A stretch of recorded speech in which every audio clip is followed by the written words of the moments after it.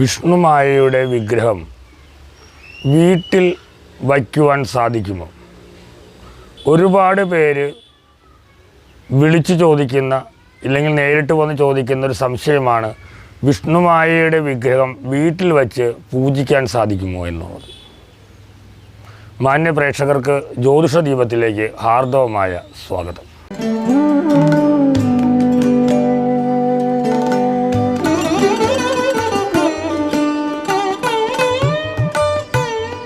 വിഷ്ണുമായ വിഗ്രഹം അതുപോലെ തന്നെ മറ്റേത് വിഗ്രഹവും വീട്ടിൽ വച്ച് പൂജിക്കുന്നതിന് എന്താണ് ഒരു തടസ്സം, ഇല്ലെങ്കിൽ എന്താണ് അതുകൊണ്ടുള്ള ബുദ്ധിമുട്ട് എന്നാണ് പലരും ചോദിക്കുന്നൊരു വിഷയം. നമ്മൾ സാധാരണഗതിയിൽ ഈശ്വരൻ്റെ ജപസാധനകൾ ചെയ്യുമ്പോൾ ആ പരമാത്മ ചൈതന്യത്തെ നമ്മുടെ ജീവാത്മാവുമായി അല്ലെങ്കിൽ ജീവാത്മ ചൈതന്യവുമായി സംയോജിപ്പിക്കുന്ന ഒരു പ്രക്രിയയാണ് അവിടെ സാധാരണയായിട്ട് നടക്കുന്നത്. അതായത് വിഷ്ണുമായയുടെ മന്ത്രവും പ്രാർത്ഥനയും ഒക്കെ നടത്തുമ്പോൾ ശിവചൈതന്യമായ അല്ലെങ്കിൽ ശിവശക്തി ചൈതന്യത്തിൽ ഉത്ഭവിച്ചിട്ടുള്ള ശ്രീ വിഷ്ണുമായ ഭഗവാനെ ആ പരമാത്മ ചൈതന്യത്തിൽ നിന്നും നമ്മുടെ ജീവാത്മ ചൈതന്യത്തിലേക്ക് ആവാഹിക്കുകയും നമ്മുടെ ഉള്ളിൽ ഭഗവാന്റെ ചൈതന്യം കുടിയിരുത്തുകയും മന്ത്രജപത്തോടെ അല്ലെങ്കിൽ പ്രാർത്ഥനയോടെ നമ്മുടെ ശരീരത്ത് ആ ചൈതന്യം വർദ്ധിക്കുകയും അങ്ങനെ ആ ചൈതന്യത്തിൻ്റെ വർധനവ് കൊണ്ട് നമുക്ക് ശ്രേയസ്സും ഉന്നതിയും അനുഗ്രഹവും ഒക്കെയാണ് സാധാരണഗതിയിൽ പ്രാർത്ഥനയും ജപവും കൊണ്ട് സംഭവിക്കുന്ന ഒരു കാര്യം. എന്നാൽ വിഗ്രഹം വയ്ക്കുമ്പോൾ നിരാകാരനായിട്ടുള്ള ആ ഭഗവാന് നമ്മളൊരു ആകാരം ഇല്ലെങ്കിൽ ഒരു ശരീരം നമ്മൾ പ്രദാനം ചെയ്യുകയാണ് ചെയ്യുന്നത്. ആ ശരീരം ആകുന്ന വിഗ്രഹത്തെ നമ്മളുടെ വീട്ടിൽ വച്ച് അതിന് ജലഗന്ധ പുഷ്പ ധൂപ ദീപ നൈവേദ്യാദികൾ കൊടുക്കുന്നതോടുകൂടി ആ വിഗ്രഹത്തിന് ഒരു പ്രാണൻ ഉണ്ടാകുകയും അല്ലെങ്കിൽ ഒരു ശരീരമായിട്ട് അത് മാറുകയും ചെയ്യും.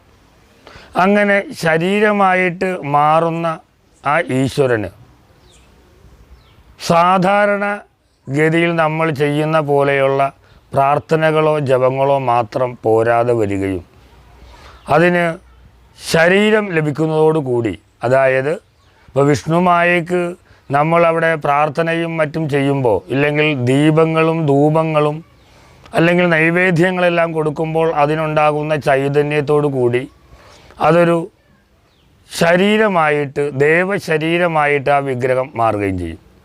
അങ്ങനെ ദേവശരീരമായിട്ട് മാറുന്ന വിഗ്രഹത്തിന് എങ്ങനെയാണോ ഒരു കുട്ടി ജന്മമെടുക്കുന്നത്, ആ കുട്ടിക്ക് എന്തൊക്കെ ആവശ്യങ്ങളാണോ ഉള്ളത്, അതിന് എത്ര ജൈവപരമായിട്ടുള്ള ആവശ്യങ്ങളുണ്ട്, അപ്പോൾ അതിന് നൽകേണ്ടതായിട്ടുള്ള കാര്യങ്ങൾ എന്താണെന്നുള്ളത് നമ്മൾ കൃത്യമായിട്ട് നിയമപരമായിട്ട് അതിന് കൊടുക്കേണ്ട കാര്യങ്ങൾ കൊടുത്തേ മതിയാവുകയുള്ളൂ.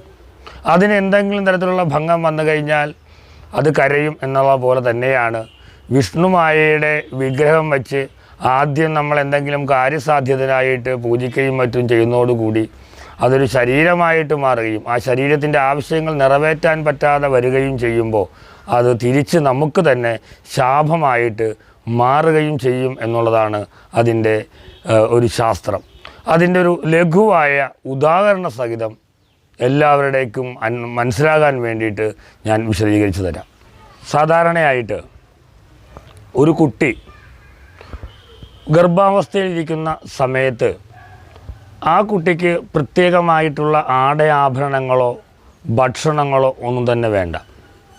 ആ അമ്മ ശ്വസിക്കുന്നതാണ് ആ കുട്ടിയുടെ ശ്വസനമെന്ന് പറയുന്നത്. അമ്മ എന്ത് ആഹരിക്കുന്നു അല്ലെങ്കിൽ എന്ത് ഭക്ഷിക്കുന്നു അതാണ് ആ കുട്ടിയുടെ ഭക്ഷണം.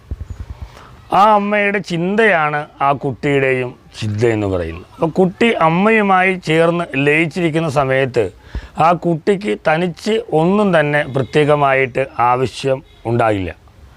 എന്നാൽ ആ കുട്ടി ജനിച്ചതിന് ശേഷം ആ കുട്ടിക്ക് സ്വന്തമായി ശ്വസിക്കേണ്ടതായിട്ട് വരും. ആ കുട്ടിക്ക് മാത്രമായ ഭക്ഷണം വേണം, അതിന് ആഭരണങ്ങൾ വേണം, വസ്ത്രം വേണം, അതിന് പ്രത്യേക അവകാശങ്ങളും അധികാരങ്ങളും തന്നെ ഈ ഭൂമിയിൽ കൽപ്പിച്ചു കൊടുക്കപ്പെടും. അതുപോലെ തന്നെയാണ് വിഷ്ണുമായയുടെ കാര്യം. വിഷ്ണുമായയെ നമ്മൾ സാധാരണ ജപിക്കുമ്പോൾ അല്ലെങ്കിൽ അതിനെ പ്രാർത്ഥിക്കുമ്പോൾ നാമങ്ങൾ ജപിക്കുന്ന സമയത്തൊക്കെ ആ വിഷ്ണുമായയുടെ പരമമായ ചൈതന്യം, പരമാത്മാവുമായി ചേർന്ന് നിൽക്കുന്ന ചൈതന്യം നമ്മുടെ ജീവാത്മാവിലേക്ക് വരികയും നമ്മുടെ ഹൃദയത്തിനുള്ളിൽ അത് ഗർഭാവസ്ഥയിൽ നിന്ന് നമ്മുടെ ഉള്ളിൽ തന്നെ വളർന്ന് നമ്മളുമായി ചേർന്ന് നിൽക്കുകയും ചെയ്യും. എന്നാൽ നമ്മൾ പ്രത്യേകമായിട്ട് ഒരു വിഗ്രഹം അതിന് കൽപ്പിച്ചു കൊടുത്ത് അതിന് രൂപഭാവങ്ങൾ കൽപ്പിച്ചു കൊടുക്കുമ്പോൾ നമ്മൾ നിത്യേന കൊടുക്കുന്ന ജലഗന്ധ, ദീപധൂപ, പുഷ്പ അങ്ങനെയുള്ള എല്ലാ ഉപചാരങ്ങളോടും കൂടി അതിനൊരു പ്രത്യേക പ്രാണൻ ലഭിക്കുക ചെയ്യുന്നത്. ഒരു ഗർഭാവസ്ഥയിൽ നിന്നൊരു കുട്ടി ജീവാവസ്ഥയിലേക്ക് വരുന്ന പോലെ തന്നെ നമ്മുടെ ഉള്ളിലുള്ള ആ ഭഗവാന്റെ ചൈതന്യം ഈ വിഗ്രഹത്തിലേക്ക് വരികയും അതൊരു പ്രത്യേകമായ ചൈതന്യമായി അവിടെ വളർന്ന് വികാസം പ്രാപിക്കുകയും ചെയ്യും. അപ്പോൾ അതിനെ പ്രത്യേകമായിട്ട് പരിരക്ഷിക്കാനും ഈ പറയുന്ന നിവേദ്യാദി അർഘ്യങ്ങളും നിവേദ്യങ്ങളും എല്ലാം കൊടുക്കുവാൻ അറിയാൻ പാടില്ലാത്ത ഒരാളാണെങ്കിൽ ആ വിഗ്രഹത്തിന് ഭഗവാന് ആവശ്യമായ കാര്യങ്ങൾ ലഭിക്കാതെ വരികയും ആ വിഗ്രഹം നമുക്ക് തന്നെ, അതിൻ്റെ ചൈതന്യം നമുക്ക് തന്നെ വിരുദ്ധമായിട്ട് മാറുകയും ചെയ്യുന്ന ഒരവസ്ഥയുണ്ടാവും. ഒരു കുട്ടിയെ പരിപാലിക്കാനും പരിപോഷിപ്പിക്കാനും അറിയാത്ത ഒരാളുടെ കയ്യിലേക്ക് ഒരു കുട്ടിയെ കിട്ടുന്ന പോലെയാണ് പൂജാതി കർമ്മങ്ങളൊന്നും ചെയ്യാൻ അറിയാത്ത ഒരാൾ ആ വിഗ്രഹം വയ്ക്കുമ്പോൾ ആ വിഗ്രഹത്തോടു കൂടി വരുന്നത് വിഷ്ണുമായ മാത്രമല്ല, വിഷ്ണുമായയുടെ ആയുധങ്ങളുണ്ട്, പരിവാരങ്ങളുണ്ട്, അതുപോലെ തന്നെ വാഹനമുണ്ട്. ഇവയെല്ലാം കൂടിയാണ് നമ്മുടെ മുന്നിൽ, നമ്മുടെ വീട്ടിൽ കൂടിയിരിക്കുന്നത്. അപ്പോൾ ഇതിനെയെല്ലാം പ്രത്യേകമായ രീതിയിൽ പരിപോഷിക്കാനും സംരക്ഷിക്കാനും സാധിക്കാതെ വരികയാണെങ്കിൽ ആ വിഗ്രഹം നമുക്ക് ഗുണത്തെക്കാളേറെ ദോഷം ചെയ്യും എന്നുള്ളതാണ് വാസ്തവം. അതുകൊണ്ട് തന്നെയാണ് നമ്മളോട് വിളിക്കുന്ന ആളുകളോട് നിങ്ങൾ പൂജാതി കാര്യങ്ങൾ ചെയ്യുവാൻ അറിയാൻ പാടില്ലാത്ത ആളാണ് എങ്കിൽ വിഗ്രഹങ്ങൾ പ്രത്യേകമായി വീട്ടിൽ വച്ച് പൂജിക്കുകയോ മറ്റ് കാര്യങ്ങളോ ചെയ്യുകയോ ചെയ്യേണ്ട. പകരം പ്രാണപ്രതിഷ്ഠ ചെയ്തിട്ടുള്ള വിഷ്ണുമായയുടെ ഏതെങ്കിലും ഉപാധികളായിട്ടുള്ള യന്ത്രങ്ങളോ ഏലസോ അല്ലെങ്കിൽ അതുപോലെ തന്നെ ലോക്കറ്റോ പോലെയുള്ള കാര്യങ്ങളുണ്ട്. സാധാരണ വിഗ്രഹങ്ങൾ നമ്മൾ പ്രാണപ്രതിഷ്ഠ ചെയ്ത് എങ്ങനെ കുടിയിരുന്നോ അതേപോലെ തന്നെയുള്ള പരിപാലിച്ച് പൂജ ചെയ്ത് പ്രാണപ്രതിഷ്ഠാദി ചടങ്ങുകൾ നടത്തി ശക്തിപ്പെടുത്തിയിട്ടുള്ള ഏലസുകൾ, അതുപോലെ യന്ത്രങ്ങൾ, ഇവയെല്ലാം ധരിച്ചുകൊണ്ട് വിഷ്ണുമായയ്ക്ക് നൽകുന്ന ആ രഹസ്യവിധാനത്തിലുള്ള മന്ത്രങ്ങളും ധ്യാനങ്ങളും ജപിക്കുകയാണെങ്കിൽ നമ്മുടെ ശരീരത്ത്, അതായത് പരമാത്മാവിൽ ലയിച്ചിരിക്കുന്ന ശിവശക്തി സംയോഗത്തിൽ നിന്നുണ്ടായ വിഷ്ണുമായ നമ്മുടെ ജീവാത്മാവിലേക്ക് കടന്നു വരികയും നമ്മുടെ ഉള്ളിൽ കുടിയിരിക്കുകയും മറ്റ് പൂജാവിധാനങ്ങളൊന്നും തന്നെ ഇല്ലാതെ നമ്മളിൽ തന്നെ നമ്മൾ ആഹരിക്കുന്നതിലൂടെ ആഹരിക്കുകയും നമ്മുടെ ഒപ്പം നടക്കുകയും നമുക്ക് വേണ്ട ശ്രേയസ്സും അഭിവൃദ്ധിയുമൊക്കെ നൽകുകയും ചെയ്യും. അതുകൊണ്ട് വിഗ്രഹങ്ങൾ വച്ച് പൂജിക്കണം, അത് സേവയാണ്.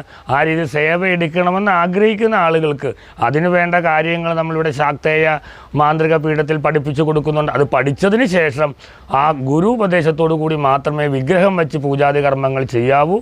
അല്ലാതെ ഏലസോ യന്ത്രമോ അല്ലെങ്കിൽ ലോക്കറ്റ് പോലെയുള്ള കാര്യങ്ങൾ ധരിച്ചുകൊണ്ട് മന്ത്രം ജപിക്കുന്നതായിരിക്കും കൂടുതൽ ഉത്തമം. അല്ലെങ്കിൽ ചിലപ്പോൾ അത് ഗുണത്തെക്കാളേറെ ദോഷം ചെയ്യും എന്ന് പറഞ്ഞുകൊണ്ട് നിർത്തുന്നു. നമസ്കാരം.